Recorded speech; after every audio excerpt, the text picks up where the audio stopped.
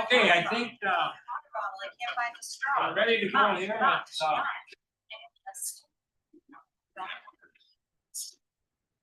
It's November 5th, Finance Committee at 9 o'clock. This meeting and all the meetings of this committee open to the public. This has been posted and given to the meeting for Wisconsin statutes, so that the citizenry may be aware of time, place, and agenda of this meeting. With roll call, we know Fred Zog is not here. We don't know, is Lila on? Lila is not on at this time. If she does come in, I can let you know. The rest of the committee is present. We do have a quorum, so we can proceed. What's your pleasure with the agenda? Walk so moves to approve as presented. I'll second that. Any other discussion on the agenda? Question, all those in favor signify by saying aye. Aye. It's carried. Then you had for the minutes, we'll take both together if you don't mind. October 8th and October 21st. Make a motion to approve as printed. I'll second that. Any other discussion on the minutes? Question, all those in favor signify by saying aye. Aye. Opposed? Hearing none, motion is carried. Thank you. Public comment.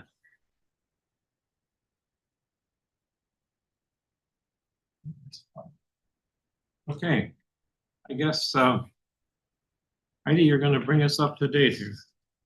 I just put on the 2026 budget discussion per the reading last week. I'm so confused.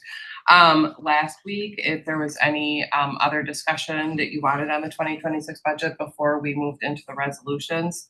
So I just wanted to make sure it was on the agenda at the time. So, you know, right now, the resolutions that are presented and item B and C are based off from the reading that occurred on the 31st or 28th or whenever, the 28th. So if anybody has any questions or comments? Just one thing, we had a special public property meeting with the judges, and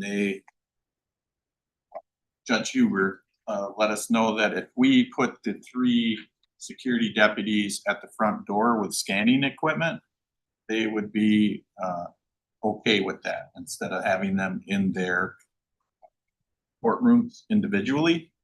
So I'm not sure how much that scanning equipment costs. The Sheriff's Department is working on that, and they're also getting that information to Myron. So anything that can be put in place beforehand, before we figure out where that money's coming from or anything like that, it's ready to go when it's needed. So I'm not sure if that would be like a later on budget amendment type thing that we move things around, or what would be the. It'd be easier if you don't have the dollar amount, because I mean I've funded everything. I have no money in the budget for it. Right. So you'd have to amend this budget to find out what you're gonna cut from this budget in order to fund it. So it's probably easier to do it as a budget amendment rather than a 9-hour kind of project. Right, and I don't want to try and rush the Sheriff's Department to come up with numbers that aren't accurate either. So just a question. What does that mean from a standpoint of the 3 positions we have approved? That's the 3 that would eventually move to work the front entrance instead of being right in the courtrooms. But because but if you don't need, they're just okay with it protecting the whole building. But if we don't do that, then they want them in their courtrooms right with them. So it's sort of a given. Oh, maybe my question is the scanning machine. I've seen different counties do different things. Right. And some counties only have 1 individual there, not 2. That's my question. Right. And maybe that'll come out eventually. I mean, I don't see why we'd have 2 people. Well, the the process of how you search people and how that equipment works, the minimum would be 3 to All the gaming only has one. We do have three. more than one. I've been in there, one, when I went in. Thank you. But everything it's funded for the 3 people right now. Right, isn't it? the Correct? people So- are, it's just the equipment that I was trying to figure out the most efficient way to go about that, Yeah, if we can get that. And my question was answered.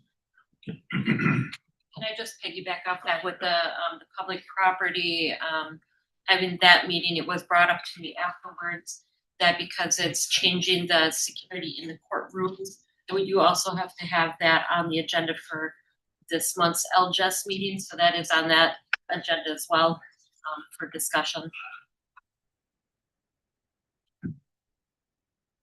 Okay, any other questions? Did you have anything that came up after the meeting that we had? So, Thank you. the next item is resolution number 24, adopting the 2026-2030 capital improvement plan. As you know, this is just, the planning phases. The 2026 capital improvement plan has been inserted into the budget. The 2027, is just a resolution to understand that we do keep that 5-year plan and that is been reviewed and that just for future planning purposes. I'll second. Any other discussion on point number B, resolution 24? Hearing none, call question. All those in favor signify by saying aye. Aye. Motion is carried. Okay, the next item is resolution number 25. This is for the 2026 budget. These numbers reflect all that has been, that was presented at the reading and at this committee level. The only number that is the unknown that will remain unknown until November 15th at the latest is the refunded and our share of any refunded or rescinded taxes. At that point, that number would be inserted into the apportionment sheets but it's outside the levy limits. So I don't know if we know of anything coming. On big side, There's nothing that, smaller ones. so once that number is certified, then we'll insert those on the apportionment sheets. So it's just the adoption of the budget. Yeah, same figures we had before. Pardon? The same figures we've had before. Yeah. Any other questions or comments? Need a motion? Moved. Second. Oh, Big boy. No, I don't think that on was this the last, one. that was the last resolution. this is on resolution number 25. That one I approved to move them to approve. And I'll second. Now, any other discussion on resolution 25? All the question? All those in favor signify by saying aye. Aye. Opposed? Hearing none, motion's carried. All right, moving on to item D, financial analysis. As of October 2025, just keep in mind that we are meeting really early in the month. So a lot of our month-end closing and revenue recognition may not have occurred at this point. So just wanted to walk you through the first couple of pages. Operating cash flow at the end of, as of October 31st, sorry, is actually about 6 point. Cash is depleting, but those are conversations that I've had at this level for quite some time. So it is lower than it has been in previous years. The balance of tax deeds, delinquent tax and tax deeds owed by county is about 148,000 lower than previous year. Interest on investments didn't change because we haven't gotten those numbers. So those are not reflective on this for October. And then the balance on interest on delinquent taxes is approximately 28,000 less than it was in 2024. Sales tax is currently at about 473,000 over what it was year to date last year. And we're projecting about 512,000 over budget. And then the governmental fund revenues were about 4.6 under 83% and about just under 3 million under the 83% of expenditures for operating. So the biggest story probably is, your operating cash flow is decreasing. We go to the next page, page 3. The highway operating cash is at 2.9 million. Which is a little bit lower than last year, but pretty much right in line as to where it was last year. When you're looking at the next area on the detail, the one thing I actually was just having a conversation. Right now, our revenues and expenditures are coming in on your governmental funds, your operating governmental funds, right in line as to where they should be as compared to previous years. The one thing I want to just call attention to, I think we all know about the freeze on federal funds.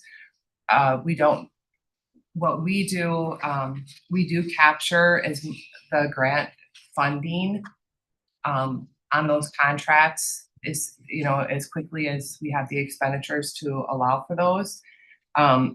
But just to be, and this will probably affect Health and Human Services Fund the most, is if those funds are not available, we won't receive them. So depending on how that shakes out for 2025 and what that looks like for 2026 is something that we have to be aware of. These are, mandated services that have funding tied to it. And if there's not funding at the federal level, the funding will not pass down to the counties through the state. So it is something that I'm kind of keeping an eye on and watching and listening. But right now, I'm not really, there's not a huge concern, but it is something that we have to keep on our radar to think about, that those funds, are, even though they pass through from the state, they are coming from the feds. So that might have some impact on us moving forward. My understanding that the state has added some language within their contracts that they're sending out for 2026 that if the funding's not available, that they're giving us an estimate, and if funding doesn't become available, they aren't going to fund it. So those are, I just know that I just heard through the rumor mill that is something that is language that has been added. So I think there's a little bit, where they're covering themselves at the state level because those contracts are tied to federal funding and based upon what's happening. So overall, everything is looking good. I think that because we capture that revenue and get those expenses reported earlier as we have them and don't hold those contracts, we should be in a better, in a pretty good position in 2025, but not knowing how much federal funding is tied to that. If you look at Human Services Fund, the second column over, again, that's where it's going to impact probably the most. We're about 84% of our budget in the intergovernmental. And again, how much of that is federal funding versus state remaining is a question mark. But hopefully we'll figure it out and we'll get that funding. So on the governmental funds on pages 4 and 5, again, those are coming in about where we had anticipated. So I don't have any alarm for those pieces. Then you have your special revenue funds. There has been not a lot of activity in the special revenue funds. I just want to make sure you have that information in front of you. Our capital projects, outside of the courthouse renovation project, were spent about $8 million. So there's about 3.8 million remaining in those expenses. And then Excuse me on that one. Yeah. That 3.8, will most of that be expended before the end of the year, or will there be some that won't? Yeah, a lot of it's remaining in highway construction. There's some of it will not be, and like you can see that we have the indexing project for registered deeds and law enforcement roof. Those projects were not gonna be done anything in 2025. They were pulled from the 2026 budget. So those two projects themselves won't be those will come off. So those projects, and then some of them are already completed, so there's some extra funding in there. So it's just all depending, but most of that is, what do we have, 1.3 million of that 3.8 that's remaining for highway construction. That hasn't been billed yet to us. So I think like the communication towers, those won't be completed. So there's some They that might will be be, carried over. yeah, anything that's not completed will be carried over. And then you've got the courthouse renovation project. We've updated what we've expended and what's remaining on the obligated amount. And we're about 155,000 over on interest on the estimate. Some of that is booked at market value, so depending on how that shakes out at the end. But right now we're over estimated on interest earnings, which is a good thing. As long as we don't run into any arbitrage situations. I know, you can't get too excited about earning interest because you don't want to have to, because then you can't get into legal issues on that, so you just have to. But they're watching that and making sure that we try to get that drawn down as quickly as we can so that we don't run into that situation. Anything else on the budget? I mean, I appreciate Heidi's concern with the federal government. If history repeats itself, ultimately the money's gonna come. Right. Whether it Yeah. comes this year or next year is the issue. Right. It's a cash flow issue more than it is, I'm not overly concerned. It usually comes through. You just kind of pulse a little bit. So everybody's just trying to protect themselves through the process. Okay, thank you.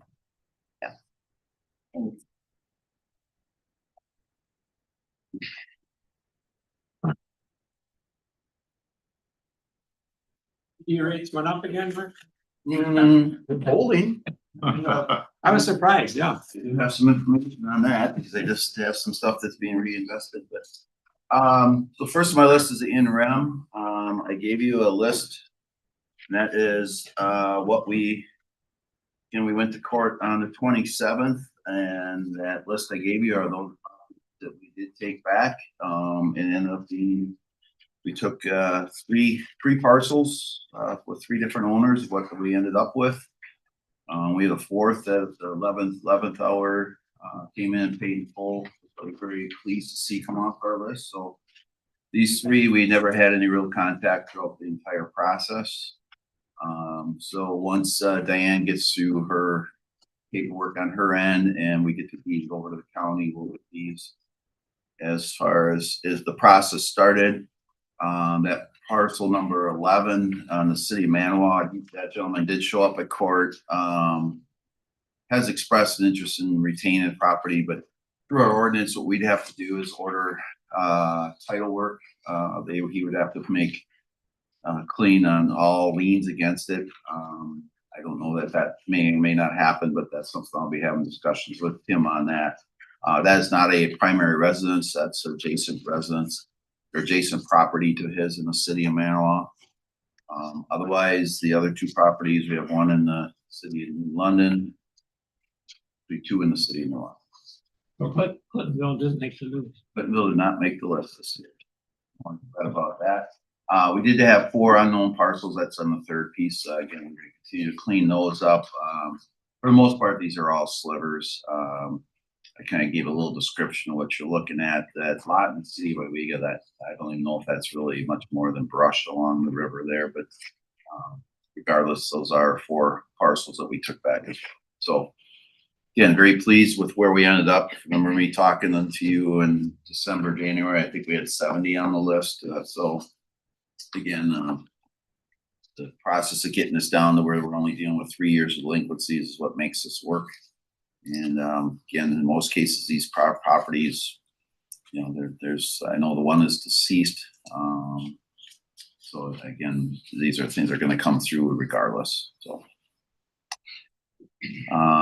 We talked last month on the unknown owners. We're working through them. Again, we did get bids on 48 of those parcels. We're working through with Diane, getting information to get those quick claim deeds and over to those owners. For the most part, very clean, went through it well. We're just getting information to get those moved over to the rightful owners or to new owners. Again, I was not have any real issues as far as bidders outside of adjacent landowners, so that was very nice.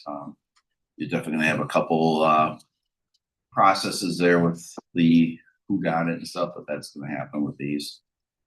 And then that Clintonville parcel that we did have a accepted bid, that has been closed and the deed has been filed, and that's now in the owner's name, so they can start their renovations. So then we'll start in here later this month, probably target to get the letters out starting on the 2022s to put them on notice. That'll be the revolving door basically, but that's our process.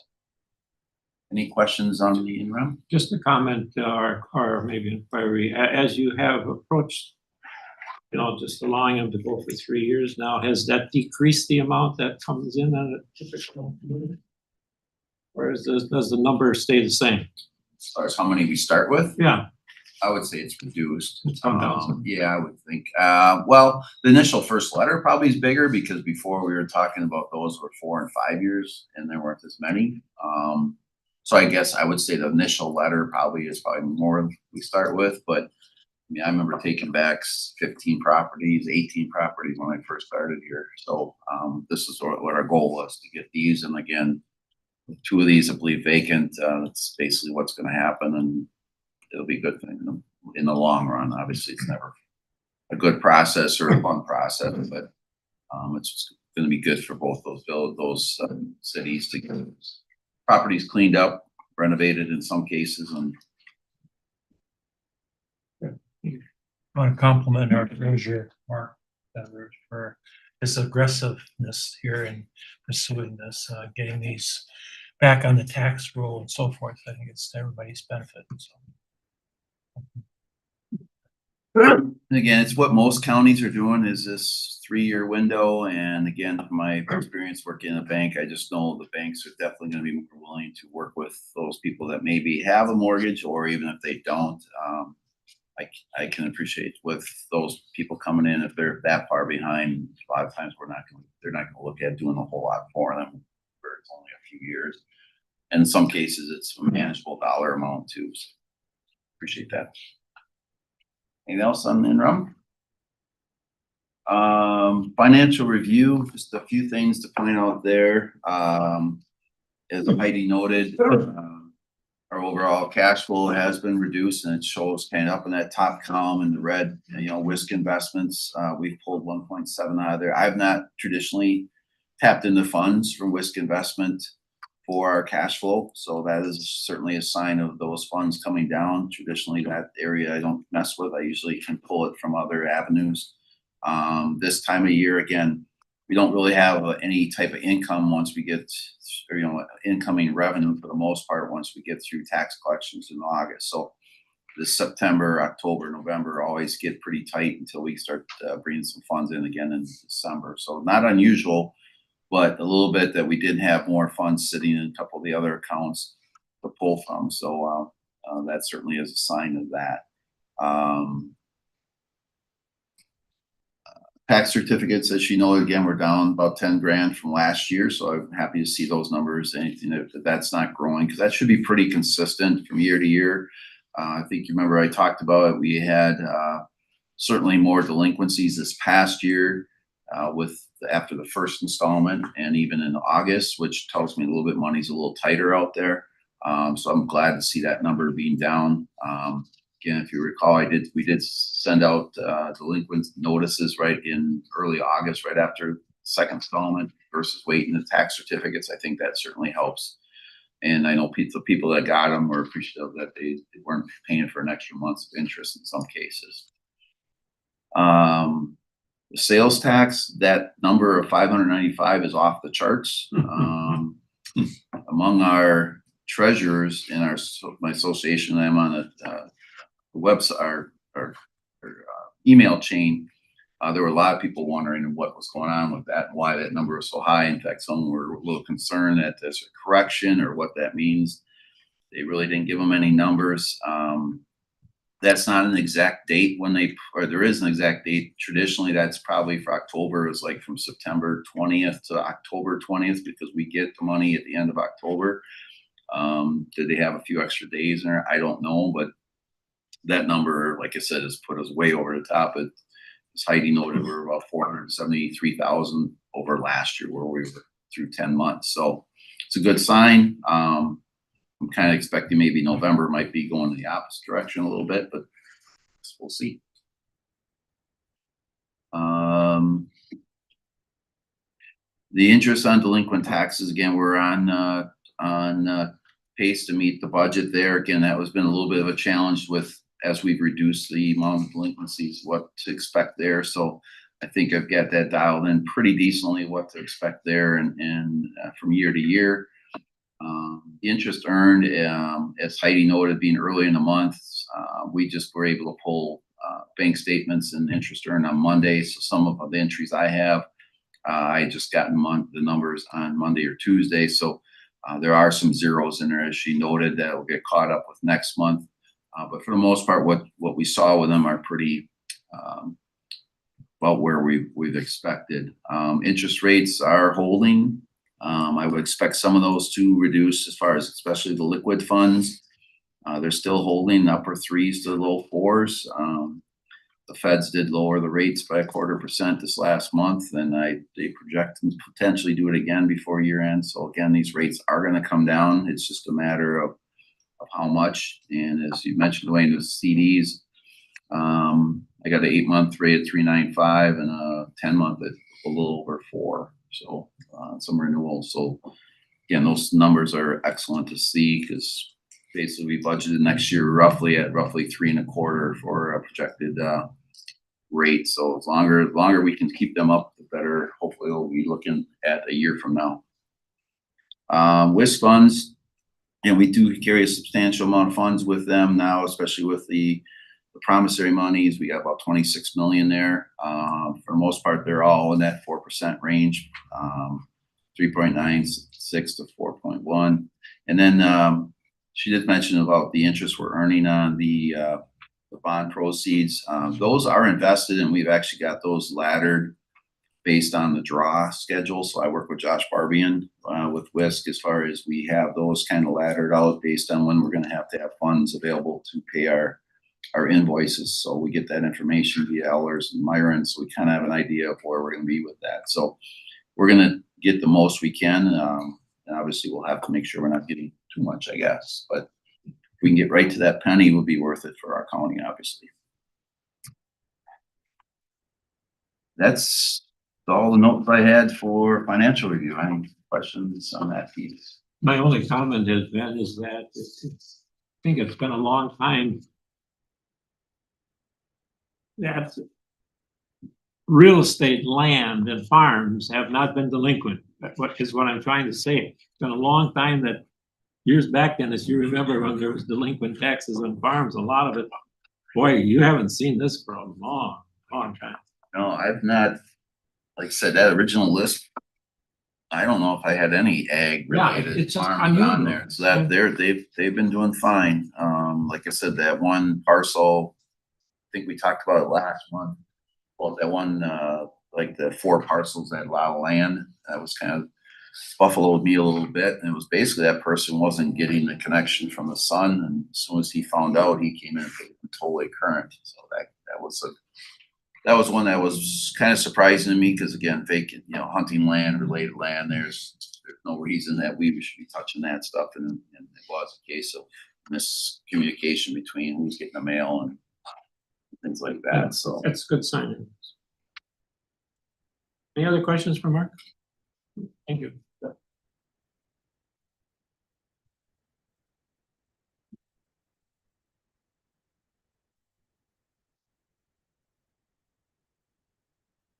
Christie, are you up? I am up, and I just want to point out that Lila is joined us. She's Oh, she is on? Okay. So yeah, I'm up. First we'll go with resolution number 26, donation acceptance. These donations haven't went to law enforcement yet. I got them first. So they're gonna go from here to law enforcement, and then they'll be passed on But to. we're early in the Yeah, month. we're early in the month, so I'm bringing them here first. I assume that they're gonna move them over at the law enforcement committee. The first one is a donation in the amount of $1,000 from ICC Events LLC for the purposes of supporting the Waupaca County Dive Team. Oh, Move to approve. Second. usually we don't hesitate on that. I think that's really clear. Any other questions on the question regarding resolution 26? All those in favor, signify by saying aye. Aye. Thank you, Lyle. Motion is carried. Next one, resolution number 27. Waupaca County has received a donation in the amount of $1,500 from Little Black Dog Design LLC for the purpose of supporting the Waupaca County Dive Team. Move to approve. Okay. Who's the second? Fred. Okay. Any other discussion on that? Good. Really nice of these people to do it. Exactly. Otherwise, I'll call the question. All those in favor, signify by saying aye. Aye. Opposed? Hearing none, motion is carried. And then the last resolution I have is number 28. Waupaca County has received a donation in the amount of $17,300 from 715 Harvest Fest for the purpose of supporting the Waupaca County Dive Team. Move to approve. I'll second that. Questions? I don't know what Harvest Fest is. Is this a fundraising event? Fundraiser in King, by AT. Is this a typical amount they get every year or? A little higher this year than it was last year, but it continually rises. Wow. Excellent, excellent.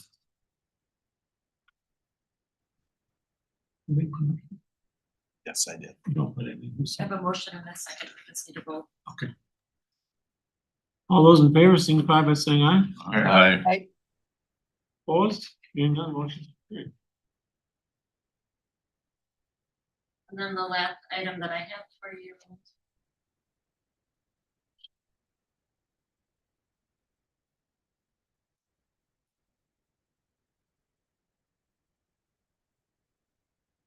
It's gonna be the per diem for the month of October. And the amount for the month was $16,581.10. Make a motion to approve. Second. Any further discussion on the per diem? And mileage. There's a call to question. All those in favor, signify by saying aye. Aye. Opposed? Hearing none, motion is carried. That's it on the agenda, I guess. Our next meeting is last one of the year. 10th of December.